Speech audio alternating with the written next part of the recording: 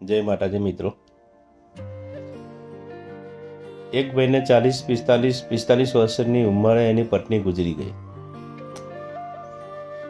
અને એને એક નાનો બાળક પણ હતો. અને સગાવાળા અને આજુબાજુવાળા કહે કે તમારી હજુ ઉંમર નાની છે તો તમે બીજા મેરેજ કરી લો.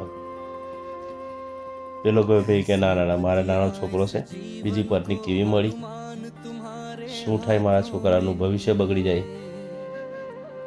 પોતાનો દીકરાનું વિચારીને બીજા મેરેજ ના કર્યા. સમય જતાં છોકરો મોટો થાય, છોકરાને ધામધૂમથી પરણાવે અને 1-8 વર્ષ વીતી જાય પછી પેલા ભાઈની ઉંમર થઈ જાય ને છોકરો ઓફિસે ગયો. ઓફિસેથી સાંજે આવે છે, બાથરૂમમાં હાથ પગ ધોવે છે અને એ છોકરાના પપ્પા જમતા હોય ત્યારે પેલી વહુ પાસે છે તે એના પપ્પા દહીં માગે છે કે બહુ બેટા થોડું દહીં હોય તો આપો. એ વહુએ ના કીધું કે દહીં નથી એમ. એટલે છોકરાના કાનમાં અવાજ ગયો. છોકરો આટલું સી જમવા બેઠો. જમવા બેઠા એના પતિ માટે થોડું દહીં કાઢી લીધેલું હતું વાટકીમાં, એ દહીં આપ્યું. દહીં જોઈને થોડાક એને થયું કે દહીં હતું તો છતાં પણ મારા પપ્પાને ના આપ્યું. તે દિવસે કશું જ વિચાર્યું ના, જમી લીધું. બીજે દિવસે ઓફિસે ગયો અને પછી એક દિવસ 3 જણ સાથે બેસતા હતા જમવા માટે. પપ્પાને કીધું કે પપ્પા કાલે 11 વાગે તમારે તૈયાર થઈ ને આપણે કોર્ટમાં જવાનું છે. કેમ બેટા એવું તો શું છે?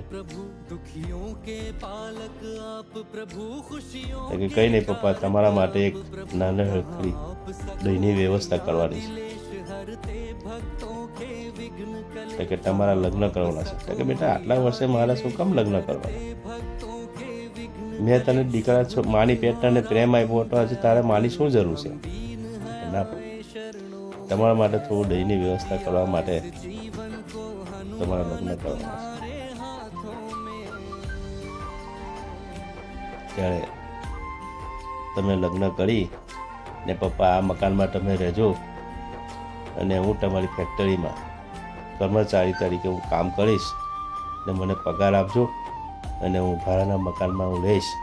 મને જે પગાર આપશે ને એમાં હું ઘર ચલાવીશ. તો અમારી ઘરવાળીને ખબર પડે દહીંની કેટલી કિંમત છે.